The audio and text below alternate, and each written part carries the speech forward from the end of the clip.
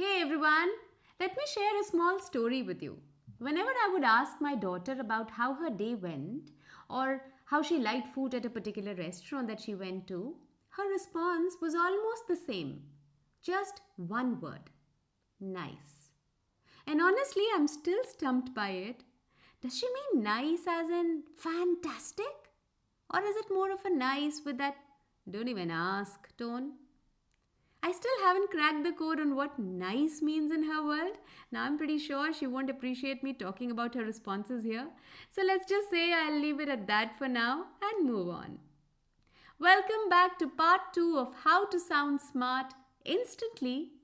In the last episode, we dove into how to sound smart instantly with a powerful tactic using a well timed pause. I even quoted Mark Twain, who said the right word may be effective, but no word was ever as effective as a rightly timed pause. If you recall, this topic is actually a three-part series.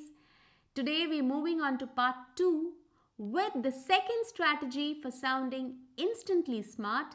Once again, we turn to the wisdom of Mark Twain, who many of us know for his works like The Adventures of Tom Sawyer, The Adventures of Huckleberry Finn. Now, Mark Twain had this great insight. He said, the difference between the almost right word and the right word is a really large matter. Notice the difference? The difference between the almost right word and the right word is a really large matter. It's the difference between the lightning bug and the lightning. What he's saying is that the right word has a spark, a power to it, while the almost right word just doesn't land the same way. So here's the plan. Get comfortable, grab that cup of coffee if you haven't already, and let the caffeine kick in and wake you up. This episode is packed with practical insights, relatable examples, and actionable tips that'll have you sounding like a genius in no time. I keep sharing tips and hacks to better your speaking and writing skills on my Instagram handle Communicate101 so that you sharpen your CV and in that process you sharpen your communication skills. If you aren't following already, hit follow on Insta on Communicate101. Let's transform you into an effective communicator right away and make you sound smart instantly. Let's roll. Haven't we all met that person who just seems to have it all together? The one who always knows what to say, always has all the answers, always comes across as incredibly sharp.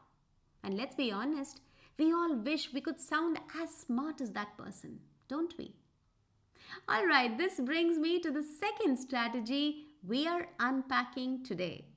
So, if you remember at the start of this episode, I was telling you about how I started decoding the word nice whenever my daughter used it. I mean, what does nice actually mean? We throw around words like nice, interesting, okay, but do they actually tell us anything? They don't, right? They are vague. When the listener does not understand what you mean, how will he find you smart? So, what's the strategy to sound instantly smart? Be precise with your words. When you're talking to someone, you want to be clear so that they get what you're saying. Without that clarity, they might not understand or even appreciate what you're trying to convey. And if they are confused, you lose the smart impact. It's like purpose defeated. Let's break it down. If you say, she was nice, this is awful, I'm okay, these sentences don't tell us much. But if instead of, she was nice, I say, she offered me a cup of tea, now that's a specific picture. Instead of saying, my uncle is big, try saying, my uncle weighs 300 pounds and is planning to undergo liposuction. Now you're painting a real image with precise language. There's nothing vague about it. Of course, I get it. Sometimes you might not know the exact words to describe something. What do you do then? That's when I say go back, dig a little deeper, think about what you're really trying to convey, pause, find those specific words, and if you say his work was cool, it's vague. Nobody will understand what you mean. So instead of his work was cool, you say, I was pleasantly surprised that despite not being from this field, he wrote well researched articles. So, his work was cool. You clearly conveying your admiration with the precise sentence. So, whenever in doubt, think again, pause, find the specific words, and say those specific words. Now, here's an important twist, and you can't ignore this, so hear me out with undivided attention. We agree that communication is all about connecting, right? When you talk to someone, you want to connect with him or her so that he or she instantly thinks of you as smart. Now, for that, you need to speak in their language. I don't mean speak French or German, but a language that they understand. So always tailor your language to suit your audience. You won't want to use a calculus reference in a room full of painters. In a business meeting, keep it professional. Skip the slang. But with friends, go ahead, keep it relaxed. It's all about finding that balance. So remember, precise words and knowing your audience are your keys to sounding smart instantly. Today, bearing it open, I'm going to share a secret. I've never told this to anyone.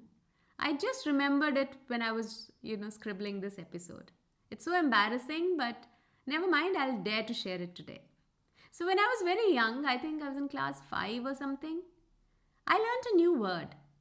The word was tetrahedron. Now this was a big fancy word that I'd learned. My classmate, who was also my neighbor, she and I, we were suddenly feeling so proud to know such a big fancy word. We felt we've really arrived, So we went to this pharmacy in the neighborhood which had this signboard saying Angrezi Dawai Ki Dukaan, which meant we sell English medicines. So we went to the person at the counter and we said, Bhaiya, zara tetrahedron dawai dena, which meant please give us tetrahedron medicine. With a quizzed expression, so confused, looking through his stock, he refused, saying he did not have that medicine. And our expression was, oh, you don't have that? Uh-oh. We left, laughing all the way back home, because tetrahedron was not a medicine. Tetrahedron was a new term we had learnt in geometry. Have you ever thrown around a fancy word just to sound a bit more intellectual?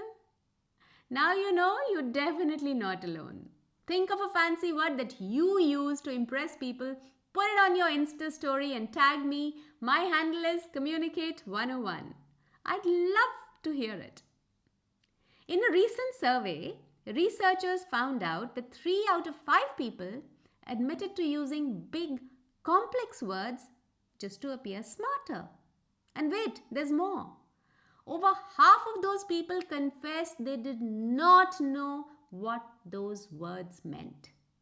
Some of the top impressively confusing words were things like articulate, accolade, brevity, anomaly, adulation. And a third of those people, same people who were using these big words, said that they think anyone using a big vocabulary word is probably insecure. So watch it when you use a fancy word. Rather than sounding super smart, you might just end up not impressing. I once had a friend in college who used every SAT word in the book when she wanted to impress a professor.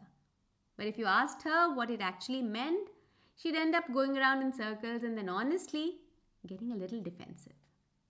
So fact of the matter is, big words don't automatically make you sound clever. They're just really sitting there, looking all fancy until we have to explain what they mean. I'm not against vocabulary. Vocabulary is great. Using big new words is great. As long as you understand the context, as long as the person you are talking to understands those words.